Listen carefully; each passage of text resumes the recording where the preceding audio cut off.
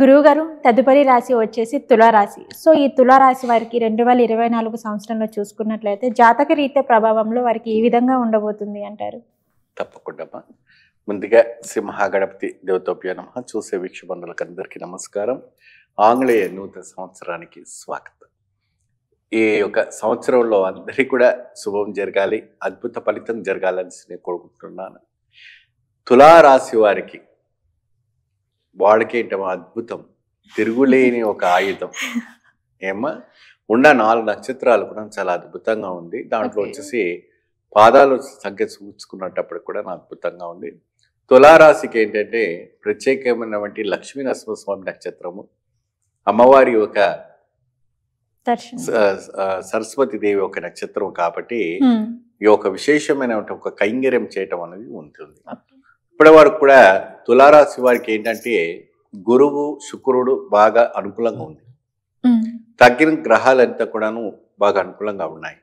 So ఏదైతే కూడా వాళ్ళు అనుకున్నటువంటి పూర్వం అంటే 2023 సంవత్సరంలో నిరాశపడిన వాళ్ళు అంటే చిన్న చిన్న దానికి నిరాశపడుతుంటారు, ఏదైనా అలుగుతూ ఉంటారు. వీళ్ళకి ఏంటంటే ఒక మెంటాలిటీ ఎలా ఉంటే సోషల్ మైండ్ మెంటాలిటీగా ఉంటుంది. అందరితో కలుపుకుంటూ ఉంటారు, అందరితో మాట్లాడుతుంటారు, అందరు మన వాళ్ళు అంటారు, అందరినీ నమ్ముతారు వీళ్ళు. బేసిక్ మోసపోయేది ఎక్కడ అంటే నమ్మేదే. మన వాళ్ళ అని కదా అనేసి నమ్ముకుంటా ఉన్నప్పటికీ మీకు ఇక్కడ జరగటం అనేది జరుగుతుంటుంది. సో మీకు ఇక్కడ ప్రత్యేకమైనటువంటి ఒక దృష్టి ఏం కనపడుతుంది అంటే తులారాశి వారికి అద్భుతమైనటువంటి ఒక ఈ 2024 తారీఖు నాడు జాక్ పాట్ కొట్టడం ఉంది. జాక్ పాట్ అప్పుడే అదృష్ట యోగం గజయోగం, మహా గజయోగం పట్టబోతుంది. ఆ మహా గజయోగం ఏంటి? అది రాజకీయ నాయకులు కావచ్చు, అందరికీ కావచ్చు, ఆ స్త్రీలు కావాలి పురుషులు కానీ ఎవరికైనా కూడా గజయోగం పట్టేటువంటిది యోగం ఈ 2024లో మంచిగా అద్భుతమైనటువంటి యోగం ఉంది. కాబట్టి మొత్తానికి తులారాశి వారి సంవత్సరం మహారాజయోగం, వాళ్ళకి ఎటువంటి కూడా భయపడే విషయం లేదు. ఎందుకంటే శుక్రుడు ఉచ్చ స్థానంలో ఉన్నాడు కాబట్టి ఆ శుక్రగ్రహణ ద్వారా శుక్రుడు అనుకూలంగా ఇస్తున్నాడు కాబట్టి మంచి ఫలితం లభిస్తుంది. ఓకే, అదే విధంగా గురువు గారు దంపతులకు కానీ లేదంటే ప్రేమికులకు కానీ ఉద్యోగస్తులకు కానీ సో వారికి ఏ విధంగా ఉండబోతుంది అంటారు? దాంపత్యం అంటే కొత్తగా వివాహమైన వారికి కానీ లేదంటే వివాహం చేసుకున్న వారికి కానీ ఇప్పుడు ఒకటి ఏంటంటే అమ్మా వాళ్ళకి అండర్స్టాండింగ్ ఒకటిగా ఉంటుంది. ఈ తులారాశి వాళ్ళు ఏంటంటే ప్రతి ఇదిలో అడ్జస్ట్మెంట్ అయిపోయే ఒక మెంటాలిటీ ఉంటుంది. సో ఒకవేళ కోపం వచ్చింది అనుకోండి, సునామీ కూడా ఆపుకోలేదు, బ్లాస్ట్ అయిపోతుంది. ఎంతవరకు ఒప్పుకో ఉండాలని అంతవరకు మాత్రం వాళ్ళు కంట్రోల్ ఉండగలుగుతారు. లేదు అవి వాళ్ళకని కోపం వస్తే ఇంకా సునామీ వచ్చినా దాని రెట్టింపులుగా మారిపోతారు.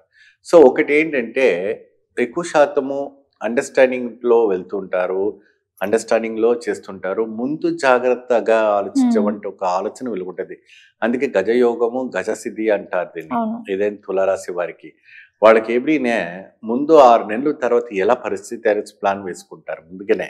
ముందు చూపు ఎక్కువ ఉంటుంది. సో ఇవాళ తినేస్తాము, ఈ రోజే అయిపోతుంది, ఈ రోజుకే కాకుండా మనకు ముందు తరాలకి ఎట్లా ఆ విధానమైనటువంటి ప్రభావంతో ఆలోచనతో మైండ్ సెట్టింగ్ తో ఫ్యూచర్ ప్లానింగ్ కూడా ముందే వేసేసుకుంటారు.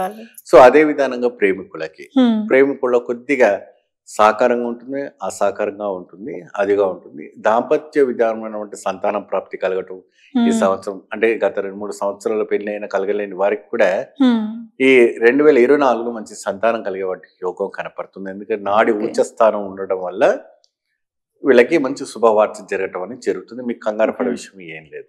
ఓకే, అదే విధంగా చూసుకున్నట్లయితే గురువు గారు ఈ తులారాశి వారికి వచ్చేసి ఏంటంటే జాతకంలో కొంచెం దోషం అనేది ఖచ్చితంగా ఉంటుంది. సో అట్లాంటి దోషం ఉన్నవారు సో వారు ఏ విధమైన పరిహారం చేసుకుంటే బాగుంటుంది? ఎందుకంటే రాహు కేతు వ్యతిరేకిస్తారు.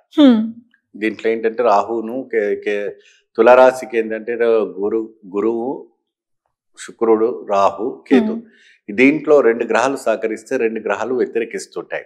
సో దానివల్ల వీళ్ళకి ఏంటంటే చేతికి దగ్గర దాకా వచ్చేవంటి డబ్బులు సడన్ గా ఆగిపోతాయి. సో చేతి దాకా వచ్చి చేయి జారిపోతాయి అంటారా? చేయి జారిపోదు, ఆగిపోతాయి. ఆగిపోవడం అంటే మన దాన్ని రికవర్ చేసుకోవడం ఎలాగా? ఆ రికవర్ చేసుకోవాలంటే దానికంటే ప్రత్యేకమైనటువంటి పూజ, ప్రత్యేకమైనటువంటి ఆలయ దర్శనము, ప్రత్యేకమైనటువంటి ఒక దీప దర్శనం చేసుకోవడం వల్ల దేనికి ఎందుకంటే కోటి దరిద్రానికి అనంత అనంత కోటి కోటి ఉపాయాలు ఉపాయాలు. మనకి ఆ సప్త ఋషులు మనకి అవును. ఇచ్చారు.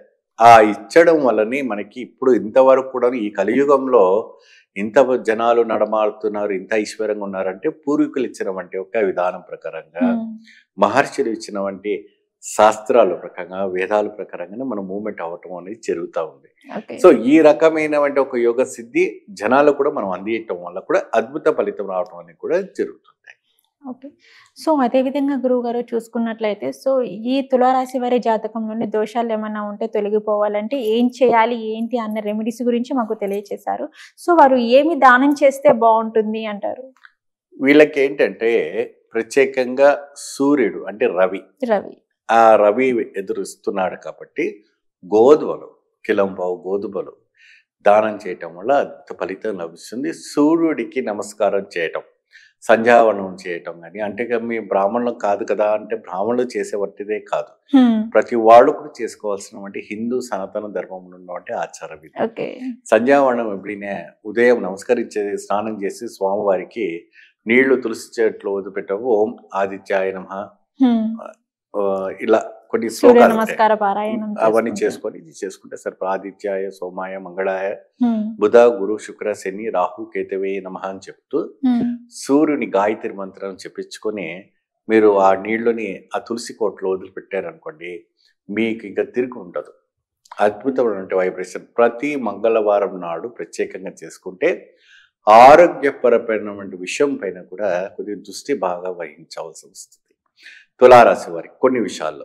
ఎందుకంటే ఈ సంవత్సరం కొద్దిగా ఆరోగ్యపరంగా కూడా ఇబ్బంది కలిగే అవసరం ఉంటుంది కాబట్టి ఓకే. కొద్ది జాగ్రత్త పడితే సరిపోతుంది. ఓకే గురుగారు. సో అదే విధంగా చూసుకున్నట్లయితే సో వీరు ఏ ఏ ఆలయ దర్శనం చేసుకుంటే బాగుంటుంది అంటారు?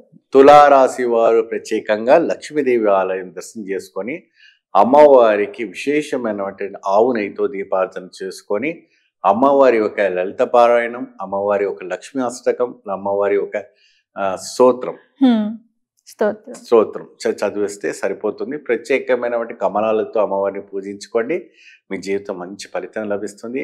ఆ ఒక లక్ష్మీ నరసింహస్వామి, ఆ వెంకటేశ్వర స్వామి, లక్ష్మీదేవి దీర్ఘాయుష్గా మీరుగా ఉంటారు, అష్టైశ్వర్యాలతో ఉంటారు.